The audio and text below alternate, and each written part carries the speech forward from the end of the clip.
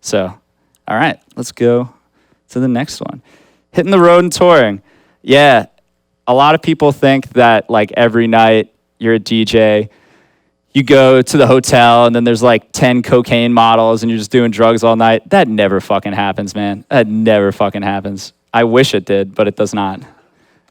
It's really hard. That's the thing. It's a lot of traveling. When you're starting, you're gonna be traveling coach. You're gonna be crashing on somebody's floor, for not very much money. I remember when I started off, I was getting like $100, $200 a show. That was it. I was lucky, paying my own travel. I was losing money on a lot of shows, but that's what you got to do when you start off.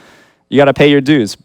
It's going to suck a little bit, but it's also going to be really fun. Those are some of my best times, I think, looking back. Once you start flying a lot, though, there's a lot of jet lag, and that can catch up to you. My advice is just carry around some vitamin D with you and make sure that you have enough sunlight, because a lot of times you'll be flying all day, and then you get to the next city and it's dark, and you're like, oh, man.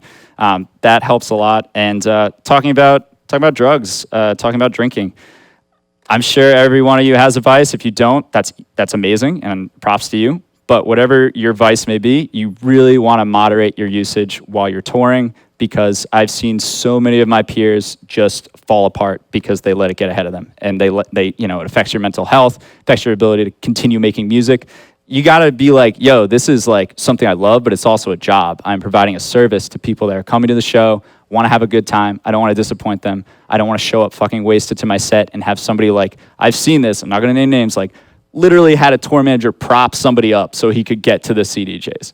That looks bad. You don't want to be that guy. So yeah, just be careful. You can still have fun, but like, don't go too crazy. Prep work. Yeah, you want to make your live shows something people remember. So you want to have your own edits of, into things people don't expect. You want to have unreleased music that you haven't played out that you can show. Also, shows are a great time to play test your music and to see if it pops in a club and what you can adjust. And I'm always like taking mental notes of my unreleased things, like, oh, that worked here. Also depends on markets, right? You can have something out here. Like I play some like kind of like speedy house, almost like hardstyle stuff in Los Angeles on the West Coast. Great reception. People are like, oh yeah. Play that in the Midwest. People are like not happy, very unhappy. So depends on where you're playing.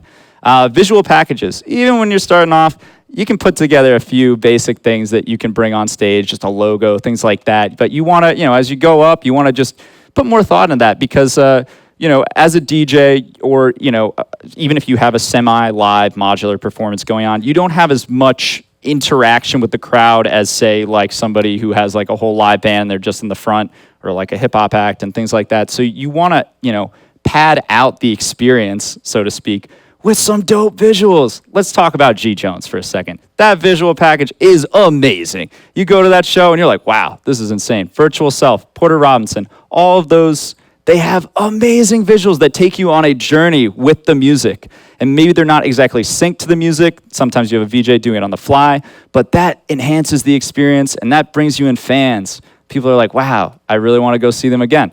And that's really what you want is, people that really are there for the long term and not like, they're here one season, they're gone the next. Learning to read the crowd, I kind of said that with the hardstyle joke, but yeah, it depends on where you're at, Sometimes you want to adjust your set a little bit, and that just comes with time, but don't be, afraid to also like push through sometimes. Like there are some times where I played to a crowd and they start off and they hate me. And I'm like, oh man, this is going to be a rough one. But it's the best feeling if you can turn them around and have them dancing by the end of the set. So don't tense up. Don't worry if, sometimes people aren't immediately about what you're providing. But if you have that confidence and, also don't be afraid to adjust. So it's kind of a, two-way street. But you can get through it. And then, those sets I always feel the most proud about. I'm like, hey, I turned that around. And then you'll have people come up to you later and be like, hey, I didn't know who you were, but that was really cool. And they're like, what's your name, man? You want to link and build? Okay. Building the community around your music.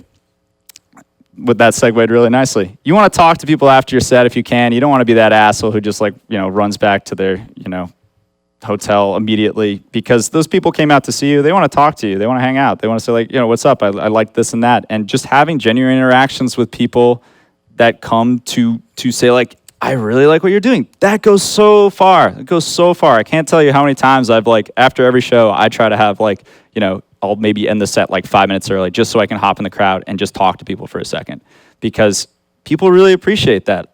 And yeah, another thing, kind of unrelated, is keeping aware of the trends in the scene and keeping your taste moving forward. Because, you know, if you're still making big room right now, you're an idiot.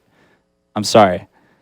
Yeah, it's harsh words. But if you stayed abreast of the trends and what's going on, you can incorporate the idea of big room into something that's palpable for an audience right now. And people are doing that.